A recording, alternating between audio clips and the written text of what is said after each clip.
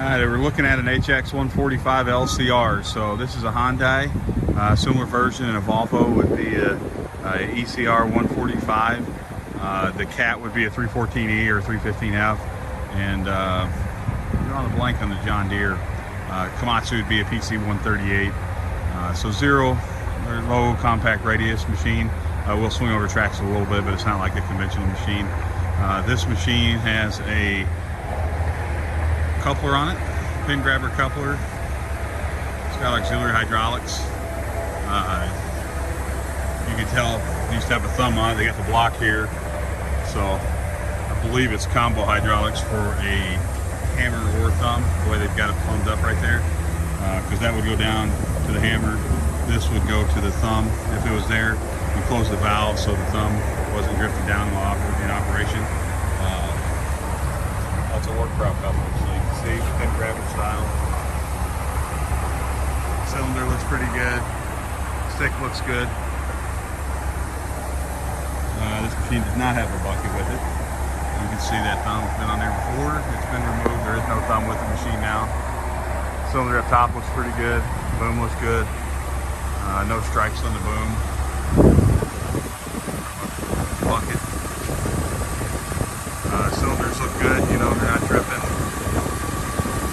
seeping out, and going down the face of the. You know, they're not seeping out of the packing up here and then going down. That's an indication that they're leaking. The cap structure looks pretty good. I don't see any scrape. Small, but you don't see where a bucket's make contact with it.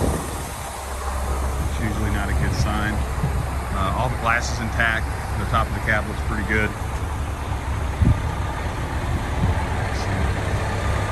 Back of the cab glass is good. Car body looks pretty good. I'll get you back to the tracks here in a minute. Around air filter, the wiper fluid, batteries, air to air, radiator, that looks pretty good. Nice and clean. The counterweight, there's the backup camera counterweight looks good. A couple of nicks. Not bad. Typically when you got these machines, you don't beat up the counterweights too bad. Car body on this side looks pretty good. Again, I'll take you back to the tracks. There's a dent right here. Not bad. Pop it out.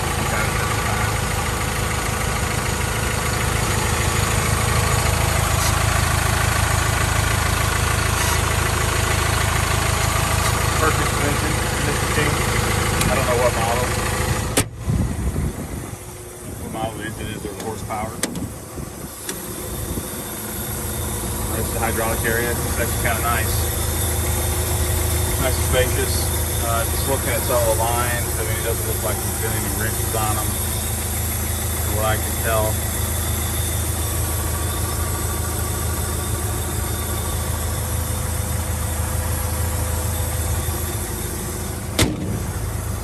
Go down to the undercarriage.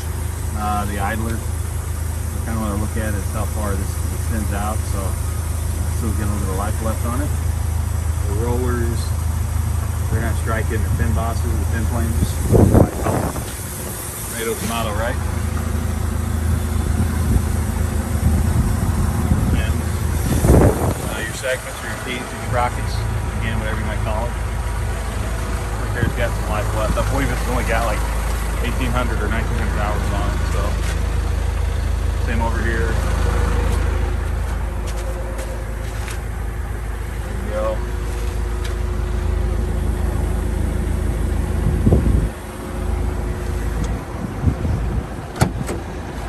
Going to the cab now. Show the hour meter. Yeah, 1793. High back seat, as I would call it, cloth seat, comfortable seat, emergency off, your travel sticks, your foot pedals. And I believe that over there is for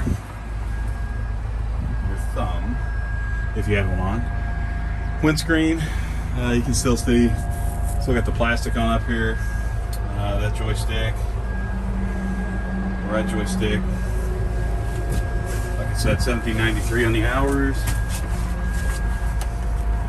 Heater control, cigarette lighter, radio, speakers.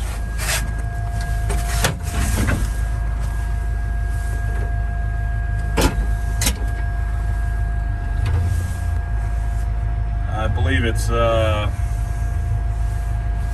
fuel.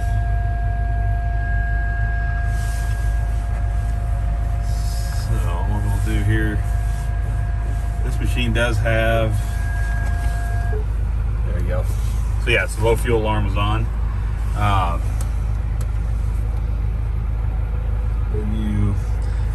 This machine does have some codes on it.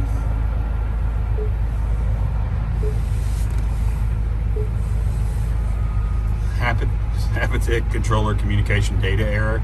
I'm told this machine will occasionally go into limp mode, but since I've been around the machine, it has not been in a limp mode. It runs and operates, but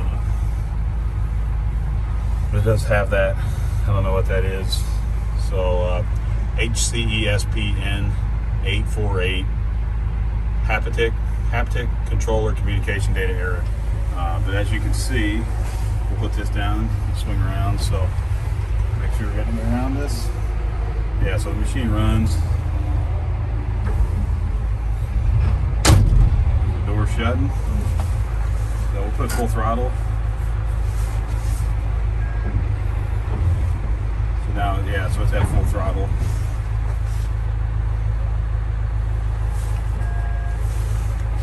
As you can see, something.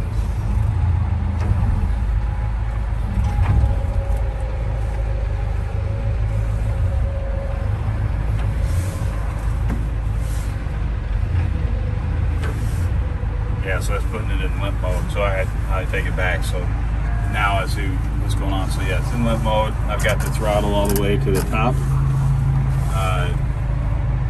And it's not going up where it should be. So let's try this. Let's set the stick on the ground. Oops, pulled too quickly. There you go. Turn it off.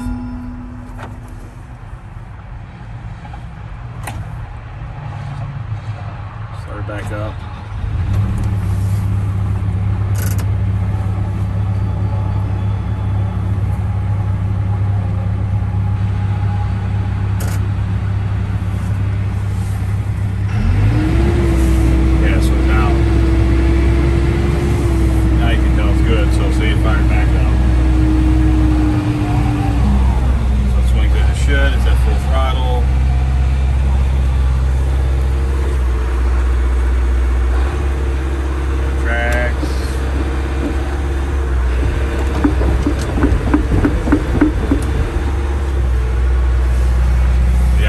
So it will derate itself and go into that. So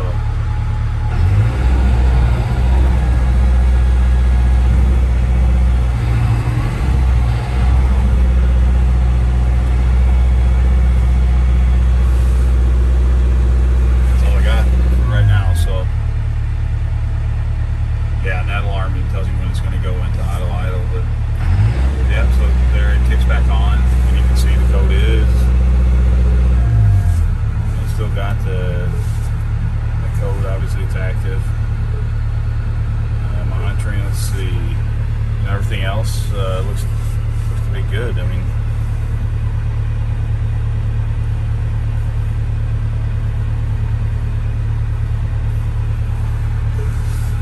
so I don't know if there's a bad connection between here. That's the communication error. If it goes back into the engine to the computer control, the ECM. But other than that, like, yeah, you start the machine up and it looks like it's acting normal, but that code is on and it does go into derate. And that